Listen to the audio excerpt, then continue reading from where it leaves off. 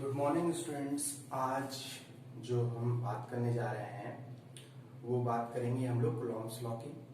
तो इससे पहले वाले लेक्चर में लेक्चर 1 में हमने डिफरेंट टाइप ऑफ चार्जेस और चार्जेस के प्रॉपर्टीज के बारे में डिस्कस किया था। क्वांटाइजेशन प्रॉपर्टी, एडिटिविटी और कंजर्वेशन ऑफ चार्जेस के बारे में डिस्कस किया था। नेक्स्ट आज जो हम लोग बात करेंगे कि अगर मेरे पास डिफरेंट टाइप ऑफ चार्जेस एक नियर विसिनिटी में प्लेस किए गए हैं तो उनके बीच में कितना फोर्स एक्ट ऑन करेगा। जैसा कि हम लोग पहले देख चुके हैं ऑलरेडी कि अगर मेरे पास सिमिलर चार्जेस प्लेस्ड हैं तो जो फोर्स उनके बीच में होगा that will be of repulsive type, whereas अगर मेरे पास अनलाइक चार्जेस प्लेस किए गए हैं तो जो मेरे पास फोर्स होगा that will be of attractive type. तो अब वो कितना फोर्स होगा that will be discussed by Coulomb's law. तो बेसिकली अगर मैं बात करूं तो मेरे पास इन नेचर 4 डिफरेंट टाइप के फोर्स हैं। जो पहला है that is strong nuclear force,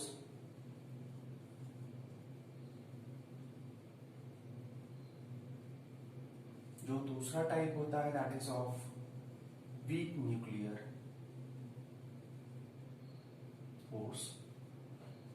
इन दोनों ही फोर्सेस को हम लोग एक चैप्टर है हमारे पास रेडियो एक्टिविटी, वहां पे डिस्कस करेंगे। उसके बाद मेरे पास तीसरा जो टाइप का है दैट इज ग्रेविटेशनल फोर्स। तो ग्रेविटेशनल फोर्स को आप क्लास 11 में ऑलरेडी स्टडी करके आए हुए हैं। और जो लास्ट है हमारे पास दैट इज इलेक्ट्रोमैग्नेटिक फोर्स। अब ये भी हमारे पास 2 टाइप का होगा। बेसिकली एक जो इलेक्ट्रोस्टैटिक्स में हम लोग पढ़ेंगे और दूसरा जो हम लोग पढ़ेंगे इलेक्ट्रो डायनेमिक्स में।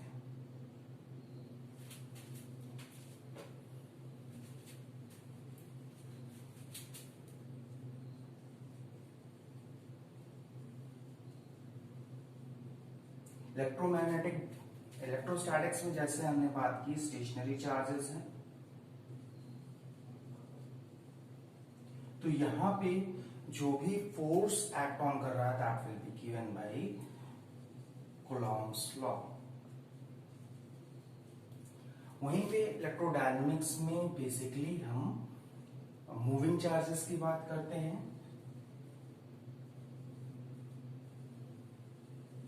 तो हमारे पास मूविंग चार्जेस की वजह से एक मैग्नेटिक फील्ड प्रोड्यूस होगा और वहां पे हम देखेंगे कि दो different magnetic values, magnetic field की वैल्यूज के बीच में भी एक सर्टेन फोर्स एक्ट ऑन करेगा। उसको हम लेटर ऑन नेक्स्ट चैप्टर में डिस्कस करेंगे। अभी बेसिकली हम लोग इलेक्ट्रोस्टैटिक्स में स्टेशनरी चार्जेस के बीच में लगने वाले फोर्स के बारे में डिस्कस करने जा रहे हैं।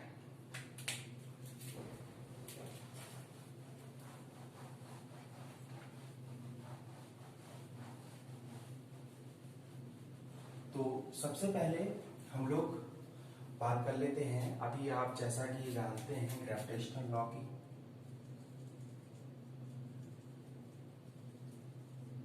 तो ग्रेविटेशनल लॉ जो या ग्रेविटेशनल फोर्स मैं बोलूं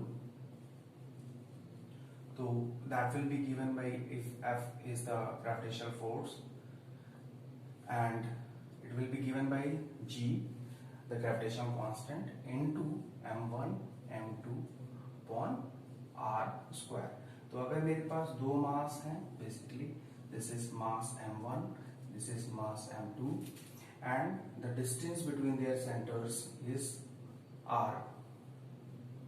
तो and G is the gravitation constant.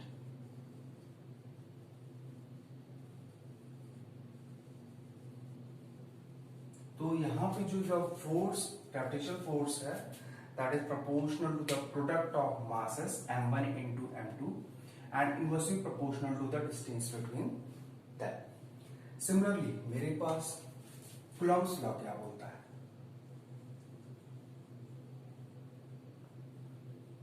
जब मैं कूलम्ब्स लॉ की बात कर रहा हूं तो सबसे पहला पॉइंट हम लोग देख लेते हैं जो ऑलरेडी हम लोग डिस्कस कर चुके हैं कि लाइक चार्जेस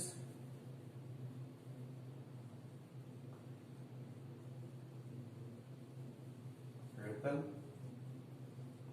और अनलाइक चार्जेस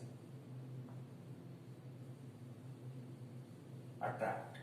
ये सबसे बेसिक स्टेटमेंट है, दो बेसिक स्टेटमेंट हैं जो कि हर किसी भी कंडीशन में अप्लाई होंगे। इसके बाद हम लोग कूलम्ब्स लॉ की डिस्कस करते हैं। तो जो हमारे पास फोर्स है, मैं इसको रिप्रेजेंट कर रहा हूं ई से, दैट इज प्रोपोर्शनल टू, जैसा कि अगर मेरे पास दो चार्जेस हैं, अब इस कंडीशन में मैं मान लेता हूं this is Q1, this is Q2, और इन चार्जेस ये जो अगर प्लेस किए गए हैं, the distance between them is r। तो अभी यहां पे बेसिकली हम लोग किसकी बात कर रहे हैं? Point charges. जो भी हम लोग बात कर रहे हैं, जो भी डिस्कशन कर रहे हैं कूलम्ब्स लॉ में, that is for point charges. और पॉइंट चार्जेस होते क्या है? बेसिकली अगर मैं देखूं,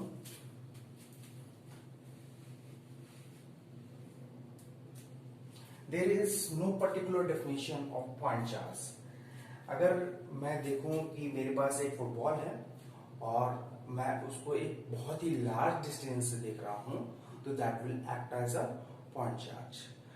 और अगर मैं अर्थ की बात कर रहा हूं, let us assume a charge on earth, और मैं अगर सन से देख रहा हूं तो that will be like a point charge. So point charge is basically a charge when it is observed from a large distance। तो सिमिलरली अगर मेरे पास एक आयरन बॉल है, जैसा कि आप लोग व्हील्स में देख सकते हैं, व्हील बेयरिंग्स में, तो अगर मैं उसको सर्टेन डिस्टेंस से, एक लार्ज डिस्टेंस से देख रहा हूं, ऑब्जर्व कर रहा हूं, तो that will act as a point charge. तो पॉइंट चार्ज बेसिकली हमारा डिपेंड करता है कि कोई भी चार्ज मेरी किस डिस्टेंस से ऑब्जर्व किया जा रहा है। तो यहां पे अगर मेरे पास दो पॉइंट चार्ज हैं Q1 एंड Q2, तो then the force, electrostatic force is proportional to the product of charges Q1 into Q2 and it is inversely proportional to 1 upon r square, the distance between them। तो similarly जैसा कि हमने देखा कि gravitation force था हमारे पास कि Fg is proportional to the product of masses and inversely proportional to r square, वैसे ही मेरे पास जो कूलम्ब्स लॉ के अकॉर्डिंग जो हमारे पास फोर्स आ रहा है, that is proportional to the product of charges and inversely proportional to the square of distance between them। तो अभी अगर मैं इस प्रोपोर्शनलिटी साइन को जैसे ही हम रिमूव करेंगे, then we have to introduce a constant similar to that of gravitational constant। तो इसकी बात हम लोग नेक्स्ट करते हैं।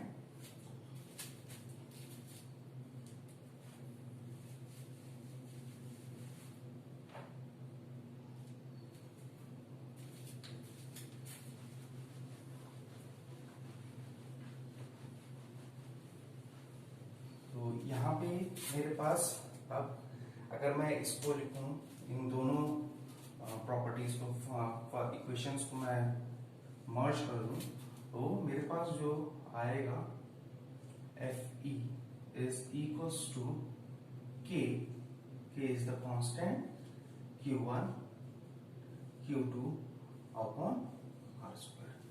जो हमारे पास K कांस्टेंट है, that is 9 into 10 to the power of 9 farad per meter। farad basically unit है, F stands for farad।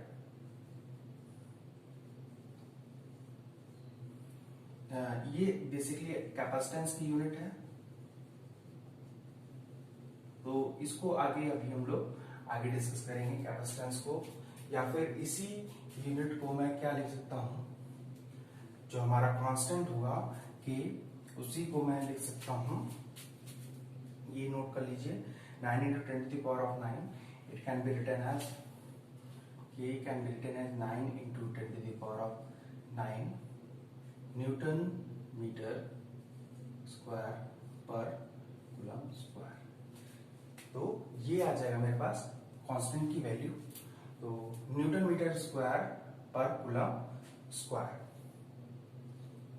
तो यहां से हम लोग के कांस्टेंट की वैल्यू फाइंड आउट कर सकते हैं। ये हमारे पास कांस्टेंट की वैल्यू गिवन है। अगर मेरे पास दो डिफरेंट टाइप ऑफ चार्जेस हैं, दो डिफरेंट चार्जेस हैं Q1 और Q2, जो कि प्लेस किए गए हैं एक सर्टेन डिस्टेंस r पे, जैसा कि हम लोग इस डायग्राम में देख सकते हैं। तो the force, the electrostatic force will be equals to k constant, that is given by 9 into 10 to the power of 9 into the product of charge divided by the square of distance between them.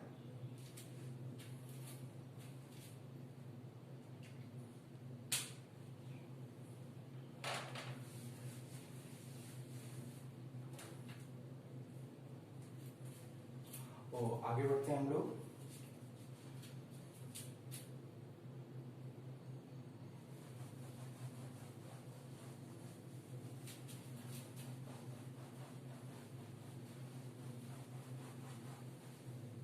तो अभी हमारे पास 3 point आ चुके हैं। पहला, the like charges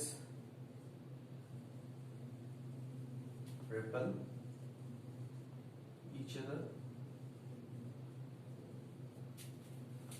Second point is unlike charges attract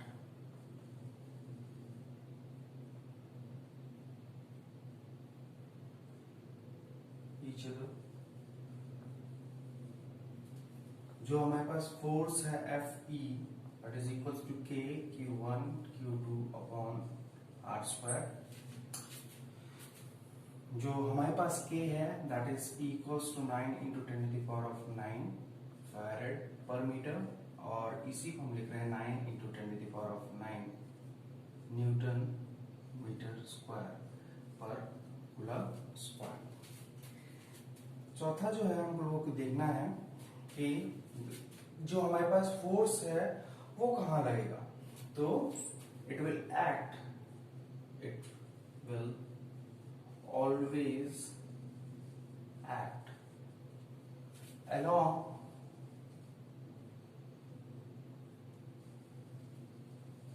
the line joining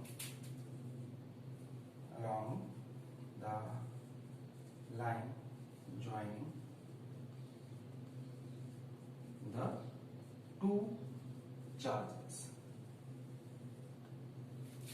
along the line joining two charges। तो अभी हम लोग इन 3 पॉइंट्स का डिस्कशन कर चुके हैं। हम लोग को इस 4th पॉइंट का डिस्कशन करना है कि जो हमारे पास जो फोर्स एक्ट कर रहा है, that will be acting along the line joining the two charges. तो अब इसका डिस्कशन हम लोग कर लेते हैं।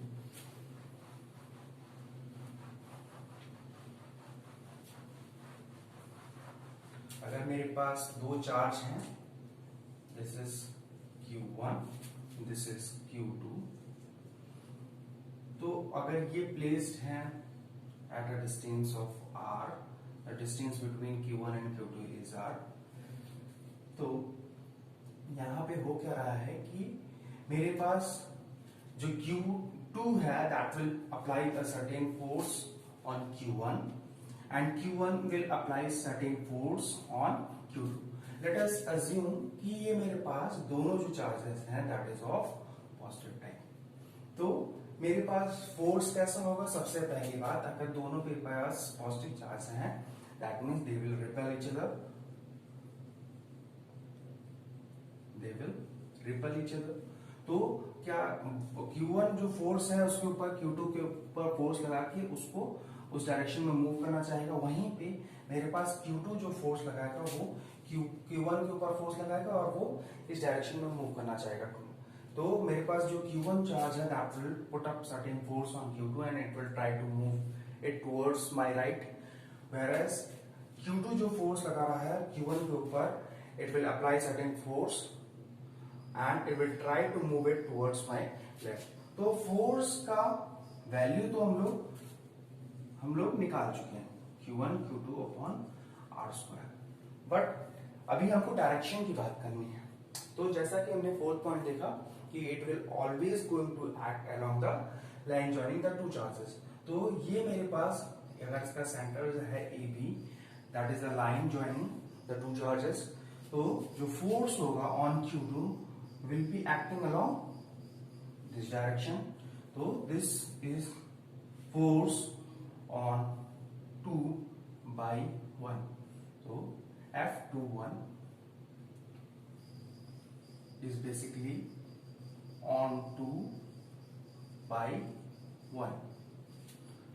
वहीं पे जो मेरे पास, मैं दूसरी बात करूं कि अगर मेरे पास 1 के ऊपर जो फोर्स लग रहा है, तो again that force will be of same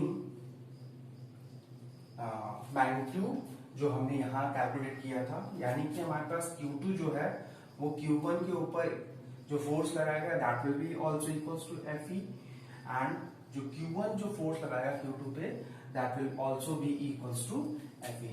तो अभी मैं इसको रिप्रेजेंट कर रहा हूं F12 दैट इज ऑन 1/2। तो these two are the direction of। तो अब जब मेरे पास डायरेक्शन आ गई है तो बेसिकली ये जो होंगे that is a vector quantity, और ये जो है that will represent the magnitude of